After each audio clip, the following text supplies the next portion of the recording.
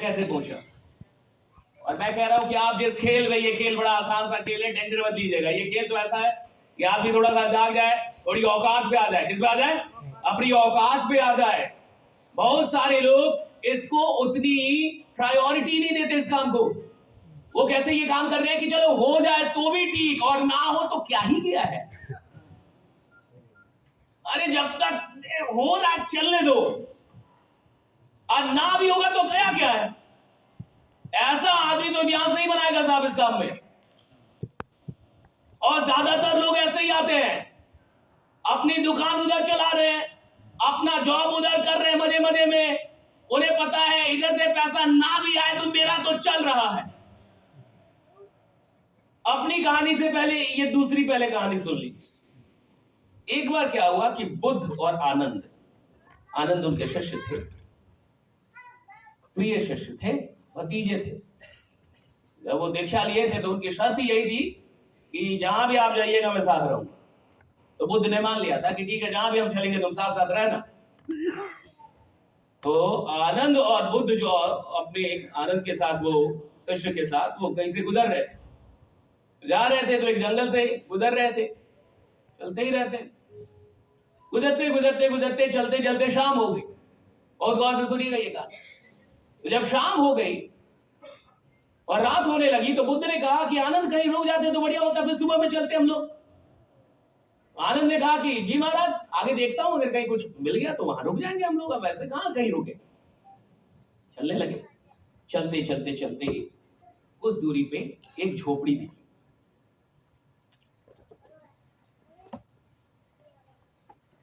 फूस का मकान तो समझ ही रहे होंगे आप।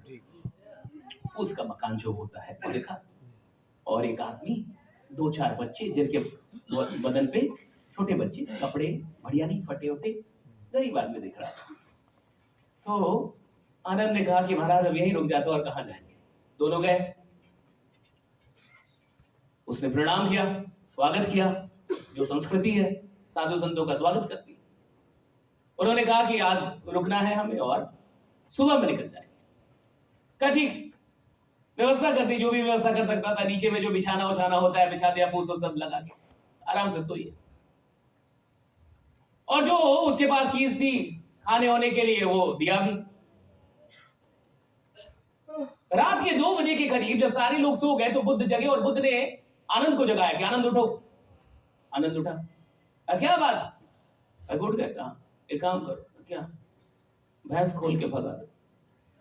उस गरीब आदमी के जीवन में सिर्फ एक भैंस थी साहब, जिससे उसका परिवार चलता था। 3-4 बच्चे थे और एक भैंस थी। उसी भैंस के दूध से वो बेचता था उसको शहर में जाके, और उसका परिवार चलता था।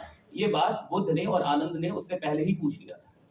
तो 2 बजे रात में बुद्ध उठ के बोल रहे आनंद को कि जाओ भैंस खोल के भगा दो। आनंद कह रहे पगला गया क्या ये आदमी। आनंद को लगने लगा कि अभी तक इसको मैं गुरु मानता था, गलत आदमी को गुरु मान लिया क्या। ये गरीब आदमी का कहते भैंस भगा दो। तो आनंद सक बकाए, कहा कि महाराज, कहा कि आनंद मैंने तुमसे क्या बोला? कहा कि भैंस भगा। तो जो मैं, गुरु कौन? कहा आप। तुम कौन? कहा मैं शिष्य। तो जाओ जो मैं कहता हूं वो करो, जाके भैंस भगा दो।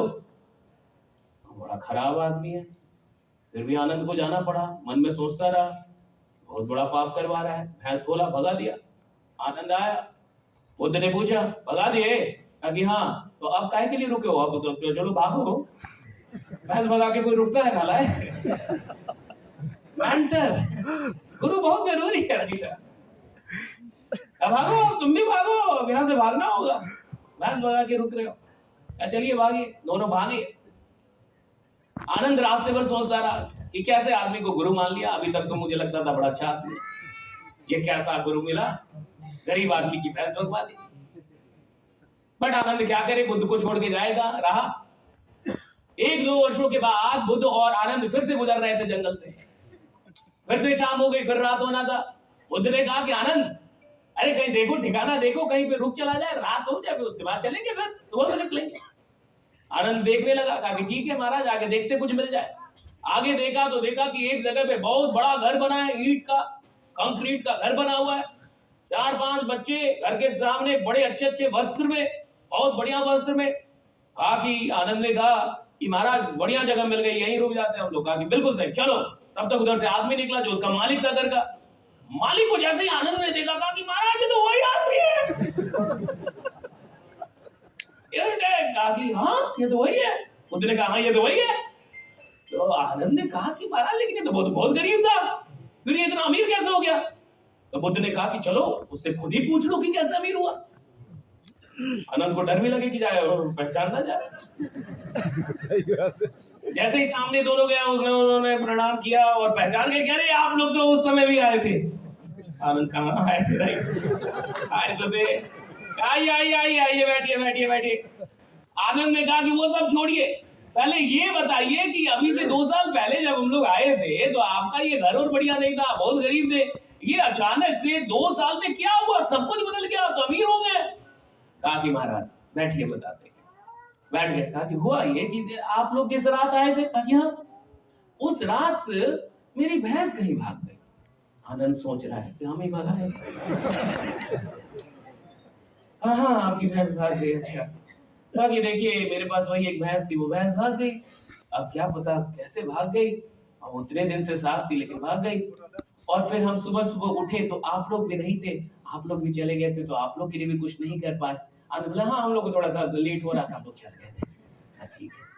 तो वो जो भैंस भाग गई उसके बाद से दिक्कत हो गया, क्योंकि वो भैंस ही थी जिसके चलते मेरा परिवार चल रहा था। लेकिन जब वो भैंस भाग गई तो मेरे पास कोई ऑप्शन नहीं था। तो इधर आइए, थोड़ा इधर आइए, घर के पीछे आइए दोनों लोग। कहा ये देखिए। तो देखा दूर दूर तक हरियाली थी, खेत था, बहुत फसल थी। तो उस गरीब आदमी ने कहा, जो अमीर बन चुका था, कि ये खेत तो उस वक्त भी था जब भैंस थी, लेकिन बंजर था और भैंस से मेरा काम चल जाता था। तो मैं इस खेत में कभी मेहनत नहीं किया, कभी मैंने फसल नहीं उगाया। लेकिन जब भैंस भाग गई तो मेरे पास ऑप्शन नहीं था, मैंने मेहनत करके इन सारे बंजर खेतों को उपजाऊ बना दिया और फिर जो फसल हुए उससे मैं अमीर बन गया। और ये सब अब आनंद देख रहा है बुद्ध की तरफ।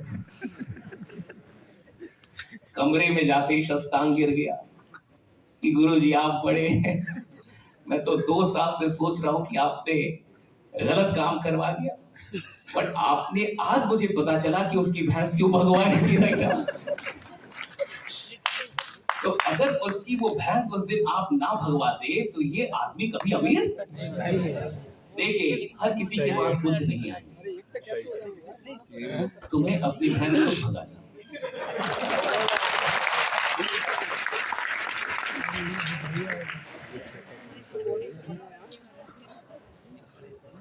बहुत लोग एक दूसरे का चेहरा देख रहे हैं, उनको भैंस याद आ भी रही है कि भैंस तो मेरी भी है।